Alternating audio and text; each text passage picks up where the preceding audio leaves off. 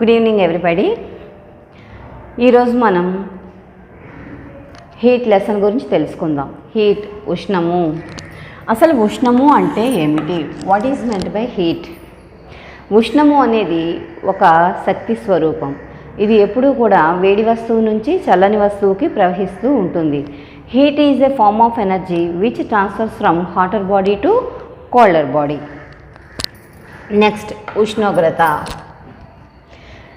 What is meant by temperature? ఉష్ణోగ్రత అంటే temperature. ఉష్ణం యొక్క తీవ్రతనే మనము ఉష్ణోగ్రత అంటాము. The degree of hotness or coldness is called temperature. The degree of hotness or coldness is called temperature. Next, ఉష్ణ సమతాస్థితి. ఉష్ణ సమతాస్థితి అంటే ఏమిటి? Thermal equilibrium. రెండు లేదా అంతకంటే ఎక్కువ వస్తువులు వేరువేరు ఉష్ణోగ్రతల్లో ఉన్నవి కొంత సమయం తర్వాత వేడి వస్తువు నుంచి చల్లని వస్తువుకి ఉష్ణం ప్రవహించి ఆ వస్తువులన్నీ ఒకే ఉష్ణోగ్రతను స్థిరంగా చూపిస్తాయి. దాన్నే మనం ఏమంటాము అంటే ఉష్ణ సమతాస్థితి, thermal equilibrium. The bodies which are at the same temperature after some time. Before temperatures are different, but after some time heat transfer takes place from hotter body to colder body. Hotter body loses its heat and colder body gains its heat, and they both attain the same temperature. That temperature is called, that state is called thermal equilibrium. వేడి వస్తువు క్రమక్రమంగా ఉష్ణాన్ని కోల్పోతూ చల్లని వస్తువు క్రమక్రమంగా ఉష్ణాన్ని గ్రహిస్తూ రెండు కూడా ఒకే ఉష్ణోగ్రతకు వచ్చేసరికి ఇంకా ఉష్ణ ప్రసారం అనేది ఆగిపోతుంది. ఉష్ణ ప్రసారం జరగదు. ఈ స్థితినే మనం ఏమంటాము అంటే ఉష్ణ సమతాస్థితి అంటాం, thermal equilibrium state. When 3 bodies are in thermal equilibrium state, one body temperature is 45 degrees centigrade, then what happens to the remaining 2 bodies? It will also have the same temperature, 45 degrees centigrade. Okay, ఏవైనా 3 వస్తువులు ఉష్ణ సమతాస్థితిలో ఉన్నాయి అనుకుందాం. అందులో మొదటి వస్తువు యొక్క ఉష్ణోగ్రత 45 డిగ్రీలు సెంటీగ్రేడ్ అయినట్లయితే రెండో వస్తువుది మూడో వస్తువుది కూడా 45 డిగ్రీల సెంటీగ్రేడే ఉంటుంది. అలా ఉన్నట్లయితేనే ఆ 3 వస్తువులు కూడా మనం ఉష్ణ సమతాస్థితిలో ఉన్నాయి అని చెప్పుకోవడం జరుగుతుంది. నెక్స్ట్, ఉష్ణ ప్రసారం.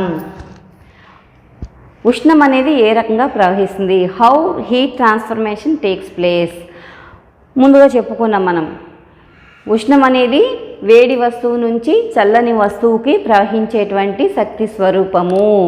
Heat is a form of energy which transfers takes place from hotter body to colder body. How can we know? దీన్ని తెలుసుకోవడానికి ఒక చిన్న ఎక్స్పెరిమెంట్ గురించి మనం తెలుసుకుందాం.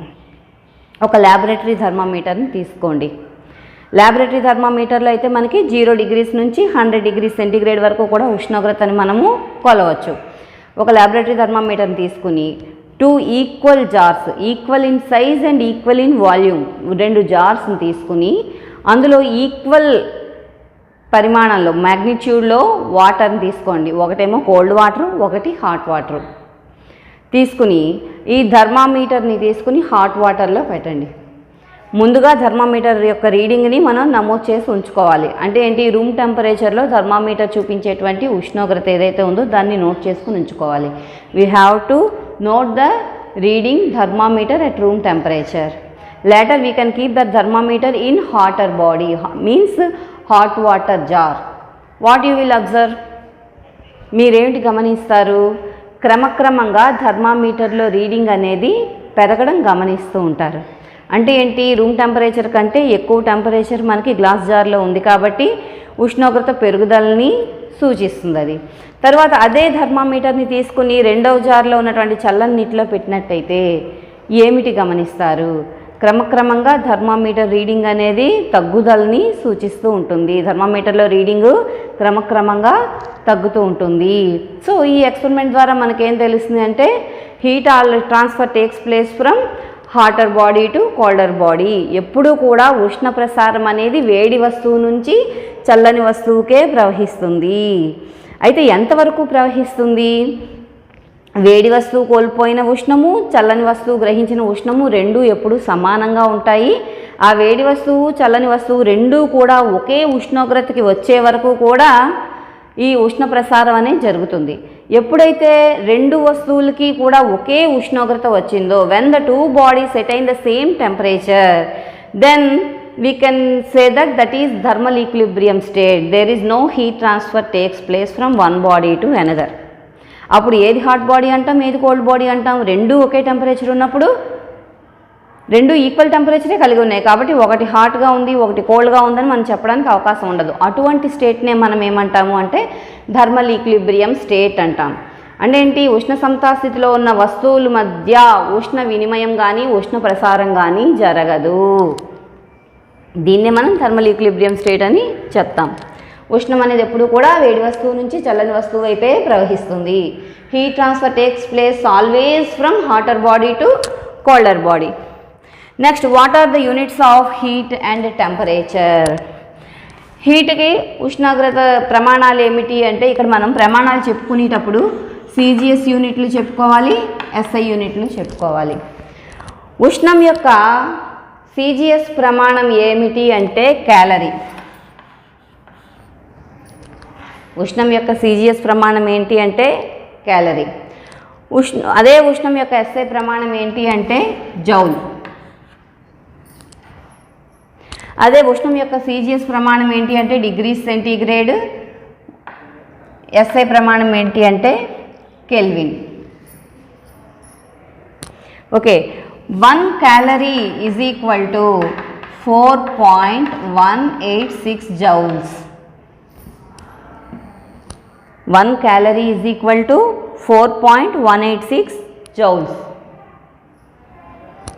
అదే విధంగా 0 degree centigrade is equal to 273 Kelvin. దీన్ని బట్టి మనకి ఒక యూనిట్లో కనుక ప్రమాణాలు ఒక యూనిట్లో కనుక మనకు విలువ తెలిసినట్లయితే రెండో యూనిట్లో ఎస్ఐ ప్రమాణంలో కూడా మనం దాని యొక్క విలువని కనుగొనవచ్చు. ఇక్కడ టెంపరేచర్ ఇది 0 degree centigrade 273 kelvin. For suppose 27 degrees centigrade ఎంత కెల్విన్కి సరిపోతుంది అంటే ఏం చేయాలి? మనం డిగ్రీల సెంటీగ్రేడ్లో ఉన్నటువంటి ఉష్ణోగ్రతని కెల్విన్ మానంలోకి మనం మార్చాలి అంటే దానికి 273 కలపాలి. 273 ప్లస్ 27 కెల్విన్ ఎంత అవుతుంది చెప్పండి? ఎంత అవుతుంది గమనించండి. 300 కెల్విన్. 27 డిగ్రీ సెంటీగ్రేడ్ మనకి కెల్విన్ మానంలో అయితే ఎంతకు సమానం అవుతుంది? 300 కెల్విన్. ఇక్కడ మనకు డౌట్ అవచ్చు, why we have to take 273 only? మరి ఏదైనా నెంబర్ తీసుకోవచ్చు కదా. మనం 273 నెంబర్ ఎందుకు తీసుకుంటున్నాము? There is a reason for that. We already know that any substance or any matter is a combination of molecules. Molecules అన్నీ కూడా దగ్గరగా బంధించడం వల్ల మనకి సబ్స్టెన్స్ అనేవి ఏర్పడుతూ ఉంటాయి, అణువులు. అదే ఘన పదార్థాల్లో తీసుకున్నట్లయితే అణువులు దగ్గరగా ఉంటాయి. అదే ఫ్లూయిడ్స్ తీసుకున్నట్లయితే ద్రవ పదార్థాలు వాయు పదార్థాలు రెండింటినీ కలిపి మనం ప్రవాహులు అంటాం.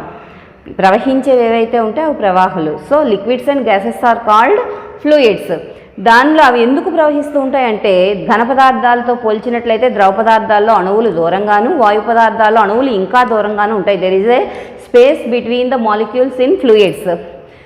దానివల్ల ఏమవుతాయి? అవి ఒకదాన్ని ఒకటి ఢీకొంటూ ఉంటాయి. ఎప్పటికప్పుడు ఢీకొంటూ ఉండడం వల్ల కైనెటిక్ ఎనర్జీ అనేది రిలీజ్ అవుతూ ఉంటుంది. దానివల్ల అది ఎనర్జీని గ్రహించడము, ఇంకో మాలిక్యూల్ ఎనర్జీ కోల్పోవడం, మళ్ళీ కోల్పోయింది మరో మాలిక్యూల్ ద్వారా ఎనర్జీ గ్రహించడం, కంటిన్యూస్గా ఈ ప్రాసెస్ జరుగుతూ ఉంటుంది. అందువల్ల ప్రవహిస్తూ ఉంటాయి. అయితే ద్రవ పదార్థాలతో పోల్చినప్పుడు ఇంకా వాయు పదార్థాల్లో ఇంకా దూరంగా ఉంటాయి. కానీ మనం దాని యొక్క టెంపరేచర్ని తగ్గిస్తూ వచ్చినప్పుడు ఏమవుతాయి? వాటి యొక్క కైనెటిక్ ఎనర్జీ కూడా రెడ్యూస్ అయిపోతూ ఉంటుంది, తగ్గిపోతూ ఉంటుంది. At which temperature the kinetic energy of the gas molecules becomes zero. Gas molecules ఎందుకు తీసుకుంటున్నాము అంటే అన్నిటికంటే గ్యాసెస్లోనే మాలిక్యూల్స్ చాలా దూరంగా ఉంటాయి. అందువల్ల ఎక్కువగా అవి ఢీకొనడానికి అవకాశం ఉంటుంది. వాటి యొక్క కైనెటిక్ ఎనర్జీ ఎప్పుడైతే జీరో అయిపోతుందో, ఏ టెంపరేచర్ దగ్గర అయితే టెంపరేచర్ జీరో అయిపోతుందో దాన్నే మనం అబ్సల్యూట్ టెంపరేచర్ అంటాం. అది ఎక్కడంటే -273 డిగ్రీస్ సెంటీగ్రేడ్. -273 డిగ్రీ సెంటీగ్రేడ్ దగ్గర మాలిక్యూల్స్ అన్ని, గ్యాస్ మాలిక్యూల్స్ అన్నీ కూడా వాటి యొక్క కైనెటిక్ ఎనర్జీని కోల్పోయి మూమెంట్ ఆగిపోయి స్టేబుల్గా ఉంటాయి. సో అందుకని ఆ టెంపరేచర్ తీసుకోవడం జరిగిపోయింది. సో -273 డిగ్రీ సెంటీగ్రేడ్ని 0 కెల్విన్గా తీసుకోవడం జరిగింది. కాబట్టి 0 డిగ్రీ సెంటీగ్రేడ్ 273 కెల్విన్ అయింది. The temperature which is explained in kelvin scale is called absolute temperature. మనం ఏ ఉష్ణోగ్రతని కెల్విన్ మానంలో తెలిపితే దాన్నే మనం పరమ ఉష్ణోగ్రత మానము అంటాము. So this is the relation between the centigrade and kelvin scale. If you know the temperature in Kelvin, you can convert into centigrade. If you know the temperature in centigrade, you can convert into Kelvin. The relation is that 0 degree centigrade is equal to 273 Kelvin. సెంటీగ్రేడ్లో మనకు ఉష్ణోగ్రత తెలిస్తే కెల్విన్లోకి మార్చాలి అంటే 273 కలపాలి సెంటీగ్రేడ్లో ఉన్న ఉష్ణోగ్రతకి. అదేవిధంగా kelvin స్కేల్లో మనకి టెంపరేచర్ తెలిస్తే సెంటీగ్రేడ్లో కావాలి అంటే 273 తీసేయాలి. సో దీన్ని బట్టి మనం సెంటీగ్రేడ్ నుంచి కెల్విన్కి ఉష్ణోగ్రతల్ని మనం మార్చుకుంటూ ఉండొచ్చు. అలాగే 1 calorie is equal to 4.186 joules. For suppose 1 kilo calorie తీసుకున్నాం అనుకోండి, 4.186 జౌల్స్ ఇంటూ కిలో అంటే 10 క్యూబ్ ఇంటూ 10 క్యూబ్ వేసుకోవాల్సి ఉంటుంది. నెక్స్ట్ విశిష్టోష్ణం, స్పెసిఫిక్ హీట్. పదార్థానికి గల ఒక విశిష్ట ధర్మాన్ని మనం ఏ అంశాల మీద ఆధారపడి ఉంటుంది, what are the parameters influence the heat. If you observe, ఒక దానిలోకి 250 milliliters వాటర్ని, మరొక దాంట్లోకి 1 కిలో వాటర్ని తీసుకోండి. రెండిటికి కూడా సేమ్ టెంపరేచర్, ఈక్వల్ టెంపరేచర్ని అందిస్తూ ఉండండి. రెండింటిలో కూడా ఉష్ణోగ్రత 60 degrees సెంటీగ్రేడ్ వచ్చే వరకు కూడా కంటిన్యూస్గా దాన్ని వేడి చేస్తూ ఉండండి. Observe the time taken to get 60 degrees centigrade in each beaker. రెండు బీకర్లోని కూడా టెంపరేచర్ 60 degrees సెంటీగ్రేడ్ రావడానికి పట్టే సమయాన్ని లెక్కించండి. ఏది ఎక్కువ సమయం పడుతుంది? క్వాంటిటీ ఎందులో అయితే ఎక్కువ ఉందో, 1 kilogram వాటర్ తీసుకున్నటువంటి beaker 60 degrees centigrade temperature gain చేయడానికి ఎక్కువ సమయం పడుతుంది. అదే 250 milliliters వాటర్ తీసుకున్నటువంటి బీకర్ టెంపరేచర్ 60 degrees సెంటీగ్రేడ్ రావడానికి తక్కువ సమయం పడుతుంది. దీన్ని బట్టి ఏమర్థమైంది? క్వాంటిటీ పెరిగే కొద్దీ, మనకు ఏదైతే క్వాంటిటీ పెరుగుతుందో, మ్యాటర్ పెరిగిందో, మాస్ పెరిగిందో, it will get more time to get same temperature. ఇదే టెంపరేచర్ రావాలంటే దానికి ఎక్కువ సమయం పడుతుంది. అంటే ఏంటి? ఎక్కువ హీట్ ఎనర్జీని అది ఇంకా గ్రహించవలసి వస్తుంది. దీని ఆధారంగా మనం ఏం చెప్పొచ్చు? Q is proportional to M. అంటే ఏంటి? M అంటే ఇక్కడ mass of the substance. Mass పెరిగితే మనం దానికి అందించవలసినటువంటి హీట్ ఎనర్జీ కూడా మనకి ఎక్కువ అవుతుంది. అదేవిధంగా ఒక బీకర్ తీసుకుని అందులోకి 1 లీటర్ నీటిని తీసుకోండి, దాన్ని వేడి చేయండి. ఎవ్రీ 2 minutesకి టెంపరేచర్ని సేమ్ ఈక్వల్ టెంపరేచర్ని అందిస్తున్నారు మీరు. ఎవ్రీ 2 minutesకి థర్మామీటర్ అందులో పెట్టి రీడింగ్ గమనించండి. What you will observe? Temperature slowly rises.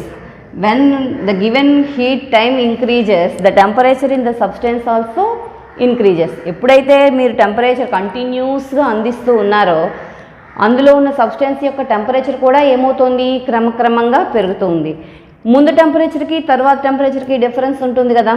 First substance room టెంపరేచర్లో 30 degrees సెంటీగ్రేడ్ దగ్గర ఉందనుకుందాం, సుమారుగా రూమ్ టెంపరేచర్లో ఉంది. You are giving heat to that substance.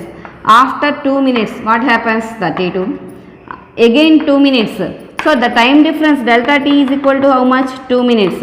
The temperature difference 32, 34, 36, like that. Gradually it increases the temperature. The given temperature time also increases. So based on this, what we can conclude that? We can conclude Q is also proportional to delta T. Delta T means the time difference. Time difference ఇచ్చిన time పెరుగుతూ ఉన్న కొద్దీ, ఎక్కువ సమయం పాటు మన heat అందజేస్తూ ఉన్న కొద్దీ మనకు ఆ సబ్స్టెన్స్ యొక్క హీట్ కూడా పెరుగుతూ ఉంటుంది. కాబట్టి that is depend upon temperature also. Temperature gradually increases. Heat కంటిన్యూస్గా ఇస్తూ ఉంటే దాని యొక్క టెంపరేచర్ కూడా కంటిన్యూస్గా పెరుగుతూ ఉంటుంది. So Q is proportional to delta T. So based on these two, Q is proportional to M, Q is proportional to delta T. So Q is proportional to M delta T. So Q is equal to some constant K S m delta T. What is this S? This S is called specific heat, విశిష్టోష్ణము. The formula is Q is equal to S m delta T. Otherwise we can write it as ms delta T. This is the formula to get the heat energy. ఒక substance యొక్క మనకి mass, specific heat, temperature difference తెలిసినట్లయితే మనం ఎంత amount of heat అనేది దానికి అందజేసామో మనకి తెలుస్తుంది. Q is proportional to ms delta T. ఈ ఎస్నే మనం ఏమంటామంటే స్పెసిఫిక్ హీట్, విశిష్టోష్ణము అంటాం. So S is equal to Q by m delta T. So S is equal to Q by m delta T. దీన్నే మనం స్పెసిఫిక్ హీట్ అంటాం, విశిష్టోష్ణము అంటాము. So విశిష్టోష్ణము అంటే ఏంటి?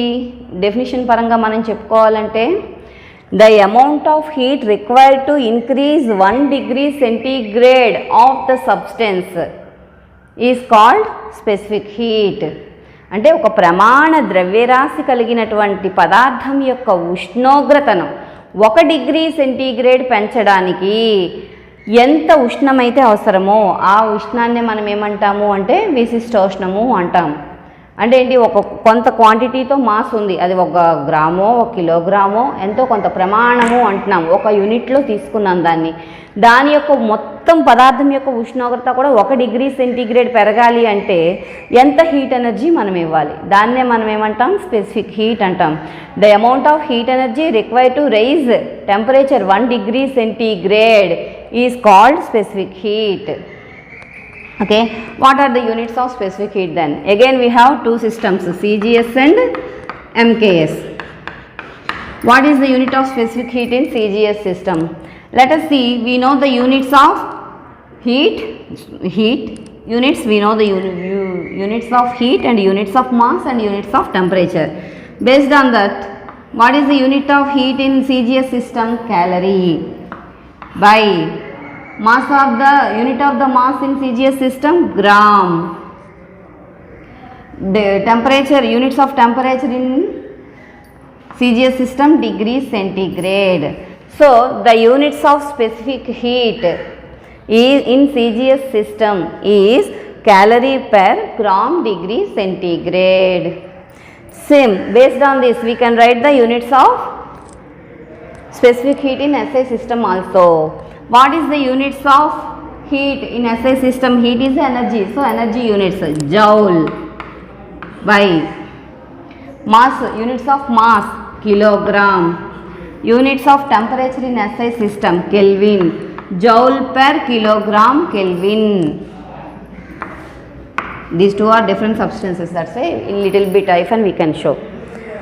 సో సిజిఎస్ ప్రమాణాలని కనుక మనం తీసుకున్నట్లయితే ఉష్ణం యొక్క సిజిఎస్ ప్రమాణాలు క్యాలరీ, ద్రవ్యరాశి యొక్క సిజిఎస్ ప్రమాణం గ్రామ్, అలాగే ఉష్ణోగ్రత యొక్క సిజిఎస్ ప్రమాణం డిగ్రీ సెంటీగ్రేడ్. కాబట్టి స్పెసిఫిక్ హీట్, విశిష్టోష్ణం యొక్క ప్రమాణాలను తీసుకున్నట్లయితే సిజిఎస్ సిస్టంలో calorie per gram degree centigrade, అదే ఎస్ఐ సిస్టంలో అయితే joule per kilogram kelvin.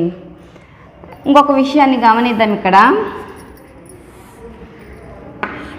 Calorie per gram degree centigrade is equal to joule per kilogram kelvin అవుతుందా అన్న విషయాన్ని మనం గమనించినట్లయితే అవ్వదు.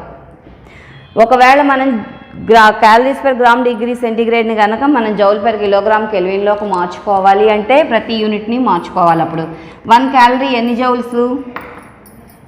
So 1 calorie per gram degree centigrade తీసుకున్నట్లయితే 1 calorie is equal to 4.186 joules పై ఇంటూ 10 cube వేసుకోవాలి, ఎందుకంటే కిలో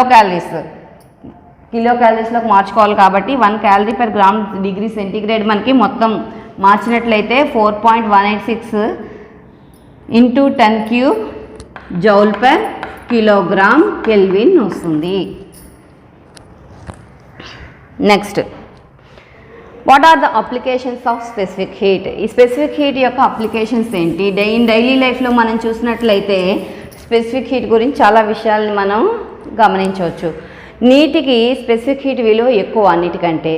దేని యొక్క విశిష్టోష్ణం విలువ ఎక్కువగా ఉంటుందో అది వేడెక్కడానికి ఎక్కువ సమయం పడుతుంది, అలాగే చల్లారడానికి కూడా చాలా సమయం పడుతుంది.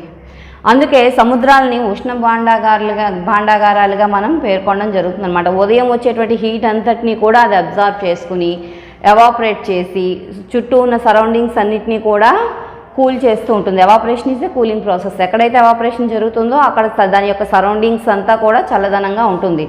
అందుచేత ఉదయం సమయంలో సముద్రాలు వేడెక్కి ఆ నీటిని గ్రహించి ఉష్ణంని గ్రహించడం ఎవాపరేట్ అయిపోవడం వల్ల సముద్రం చుట్టూరా ఉదయం పూట మనకి చల్లగా ఉంటుంది. అదే రాత్రి సమయంలో తీసుకున్నట్లయితే మనకి ఇసుక యొక్క లేదా ల్యాండ్ మట్టి లేదా ఇసుక యొక్క స్పెసిఫిక్ హీట్ విలువ మనకి తక్కువగా ఉంటుంది నీటితో పోల్చినట్లయితే. అందువల్ల భూమి తొందరగా వేడెక్కిపోతుంది. అందువల్ల ఉదయం సమయంలో భూమి చాలా వేడిగా అనిపిస్తుంది మనకి. రాత్రి సమయంలో ఏమవుతుంది, భూమి తొందరగా చల్లబడిపోతుంది. కానీ సముద్రాలు ఎంత తొందరగా వేడెక్కాయో అంత తొందరగా చల్లబడవు, స్పెసిఫిక్ హీట్ నీటికి ఎక్కువగా ఉండడం వల్ల. అందువల్ల రాత్రి సమయంలో మనకి ఉదయం సమయంలో కంటే సముద్రం చుట్టుపక్కల వేడిగా ఉంటుంది వాతావరణం. ఓకే, అదొక అనువర్తనం. అదేవిధంగా ఫ్రిడ్జ్లో పెట్టినటువంటి పుచ్చకాయని మనం తీసినట్లయితే పుచ్చకాయలో 90% మనకి నీరే ఉంటుంది. అందువల్ల బయటకు తీసిన తర్వాత అది రూమ్ టెంపరేచర్లోకి రావడానికి చాలా ఎక్కువ సమయం పడుతుంది. అదే మిగతా ఏ ఫ్రూట్స్ని తీసుకున్నట్లయితే కూడా ఫ్రిడ్జ్లోంచి బయటకు తెచ్చిన కొంతసేపటికే తిరిగి అవి రూమ్ టెంపరేచర్లోకి వచ్చేస్తాయి. కానీ పుచ్చకాయ మటుకు రూమ్ టెంపరేచర్కి రావడానికి ఎక్కువ సమయం పడుతుంది. ఎందుకంటే ఎక్కువ అందులో వాటర్ ఉంది కాబట్టి, స్పెసిఫిక్ హీట్ వాటర్కి ఎక్కువగా ఉంటుంది కాబట్టి it will take more time to get the room temperature. అదేవిధంగా మనం సమోసాని తినేటప్పుడు గమనించినట్లయితే పై తొక్క చల్లగానే ఉంటుంది, కానీ లోపల కూరలతో చేసినటువంటి కూర ఎప్పుడు కూడా వేడిగా ఉంటుంది. బయటకు పట్టుకోగానే చల్లగానే ఉంటుంది, కానీ దాన్ని తీసినట్లయితే లోపల నుంచి పొగలు వస్తూ ఉంటాయి, అలాగే లోపల కూర వేడిగా ఉంటుంది. దానికి కారణం ఏంటంటే దానికి కూడా స్పెసిఫిక్ హీటే. బయటనున్న తొక్క కంటే కూడా లోపల ఉన్నటువంటి కూర యొక్క స్పెసిఫిక్ హీట్ ఎక్కువగా ఉండడం వల్ల అది వేడెక్కడానికి ఎక్కువ టైం పడుతుంది, చల్లారడానికి ఎక్కువ పడుతుంది. కానీ బయటనున్న పొరను తీసుకున్నట్లయితే అది స్పెసిఫిక్ హీట్ తక్కువగా ఉండడం వల్ల తొందరగా వేడెక్కిపోయి తొందరగా చల్లారిపోతుంది. అందువల్ల బయట తొక్క చల్లగా ఉంటుంది, కానీ లోపల కూర మటుకు వేడిగా ఉంటుంది. అదేవిధంగా ఉడికించిన కోడిగుడ్డును కూడా మీరు గమనించినట్లయితే బయట చల్లగా ఉంటుంది, ఎప్పుడైతే దాన్ని ఓపెన్ చేసి చూస్తారో లోపల మనకి వేడిగా ఉంటుంది. ఇది కూడా స్పెసిఫిక్ హీట్ యొక్క అనువర్తనమే. డైలీ లైఫ్లో నిత్యం మనం చూసేటువంటి విశిష్టోష్ణం యొక్క లక్షణాలు, అనువర్తనాలు ఇవన్నీ కూడా. నెక్స్ట్ మెథడ్ ఆఫ్ మిక్చర్స్, మిశ్రమాల పద్ధతి. మనం ఆల్రెడీ తెలుసుకున్నాం, heat transfer takes place from always hotter body to colder body.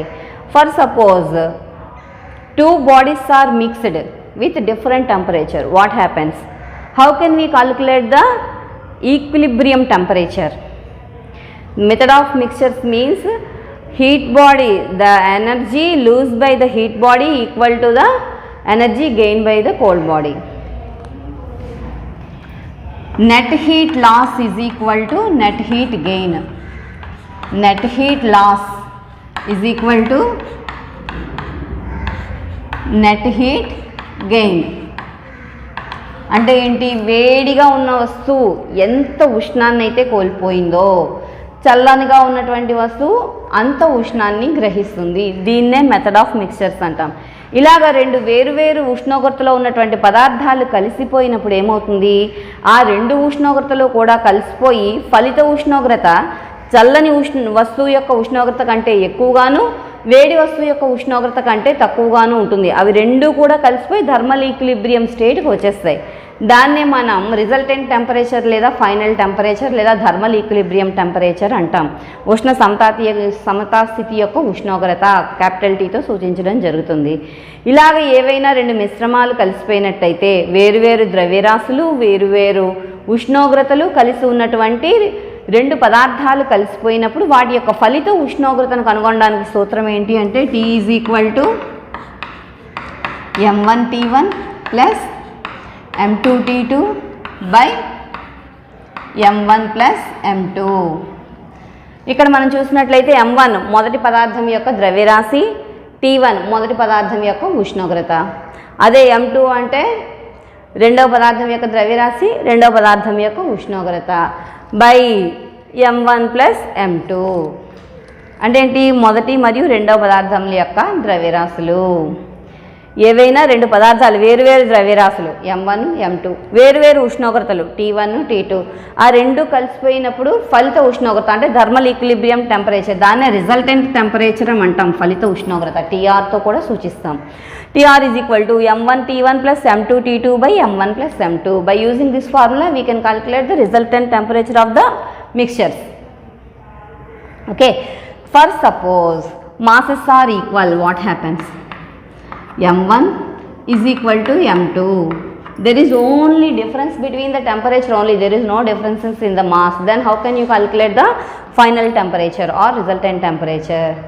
In spite of m1 and m2 you can write m in this formula, then you can get the only average of the temperatures only. Let us see. TR is equal to mt1 plus mt2 by m plus m. In these both you can common m, take common m, T1 plus T2 by here m plus m 2m, you can cancel m and m, then you can get T1 plus T2 by 2 resultant temperature. For suppose if there is a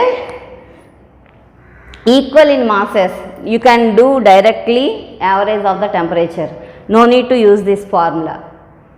ఏదైనా సరే కూడా method of మిక్చర్స్లో రెండు పదార్థాలు ఇచ్చి వాటి యొక్క ఫలిత ఉష్ణోగ్రతని కనుక్కోమన్నప్పుడు పదార్థాల యొక్క ద్రవ్యరాశులు రెండు సమానంగా ఉన్నట్లయితే కేవలం మనం టెంపరేచర్ల యొక్క యావరేజ్ని తీసుకుంటే సరిపోతుంది. ఈ ద్రవ్యరాశులను పరిగణలోకి తీసుకోవాల్సిన అవసరం లేదు. ఒకవేళ ద్రవ్యరాశులు వేరువేరుగా ఉండి టెంపరేచర్లు ఈక్వల్గా ఉంటే మనం అసలు టెంపరేచర్ కనుక్కోవాల్సిన అవసరమే లేదు. ఎందుకంటే టెంపరేచర్ ఈక్వల్గా ఉంది అంటే there is no heat transfer, thermal equilibrium స్టేట్లో ఉన్నట్టే లెక్క, అసలు ప్రాబ్లం చేయాల్సిన అవసరం లేదు. ఆ రెండింటి యొక్క ఉష్ణోగ్రత ఒకటే ఉంటే ఫలిత ఉష్ణోగ్రత కూడా ఒకటే ఉంటుంది. ఒకవేళ టెంపరేచర్లు వేరుగా ఉండి ద్రవ్యరాశులు ఒకటే అయినట్లయితే resultant temperature T1 plus T2 by 2. టెంపరేచర్లు డిఫరెంట్గా ఉండి ద్రవ్యరాశులు డిఫరెంట్గా ఉంటే resultant temperature m1 T1 plus m2 T2 by m1 plus m2. By using these two formulas you can calculate the resultant temperature of method of mixtures. Next, how can you calculate the specific heat of a solid? This is an experiment you already learned in the class. Just you have to understand about the formula only. Resultant temperature, ఘన పదార్థం యొక్క ఫలిత ఉష్ణోగ్రతను కనుగొనడానికి సూత్రం lead shorts ఉపయోగించి ప్రయోగాన్ని చేశారు. By using that formula what you have to calculate, lead shot యొక్క స్పెసిఫిక్ హీట్ మనకు కావాలి కాబట్టి specific heat of solid, here we are using lead shots, that's why SL we are mentioned here. So what are the substances we have? First let us see calorimeter. So calorimeter temperature T1, calorimeter specific heat SC and calorimeter mass M1. Next we have water. Water is also at the same temperature, calorimeter and water both are at same temperature in the experiment. So water temperature is also T1, specific heat of water is equal to SW and mass of the water is equal to M2 minus M1. Why? Because M1 is the calorimeter mass, calorimeter plus water mass M2. Only we want mass of the water only. So M2 minus M1 is the mass of the water. Next another one is lead shots. So temperature of lead shots, they are at heat chamber. So the temperature of lead shots is at 100 degrees centigrade, that is T2, heat chamber lo untayi kabatti. Next specific heat of solid, lead shots kabatti specific heat of solid SL. Next mass of the lead shots M3 minus M2. M3 minus M2 ఎలా వచ్చింది? Lead shorts యొక్క mass మనకు కావాలి అంటే mass of the calorimeter plus mass of the calorimeter plus water M2, అలాగే mass of the calorimeter plus water plus M3.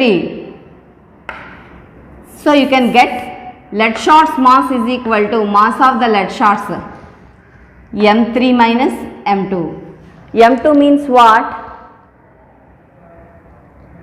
m2 means here calorimeter mass plus water mass.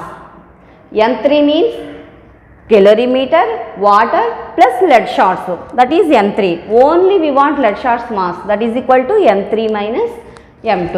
So by using method of mixtures formula, you can finally find out the specific heat of lead shot, that is lead shot specific heat SL is equal to. So which loses temperature, which gains temperature? Here lead shots loses its temperature, calorimeter and water gains the temperature. So SL is equal to M1 SC, means mass of the calorimeter and specific heat of the calorimeter, plus M2 minus M1, here mass of the water, into SW, specific heat of the water. Total, they both are at the temperature, then what will be the final temperature? Into T3 minus T1. What is T3 and what is T1? Here T3 means the resultant temperature, that is absolute temperature. It is in between the hotter body and colder body. Actually at the middle of the hotter body and colder body we will get. Here which are gaining the temperature? Water and calorimeter gaining the temperature. So what happens? The temperature always less than the thermal equilibrium temperature. So T3 minus T1 by, then which gains the temperature? Lead shots. Here already specific heat ms delta T, as you know. So m delta T you have tried. What is the mass of the lead shot? M3 minus M2. Then what is the temperature of the lead shot?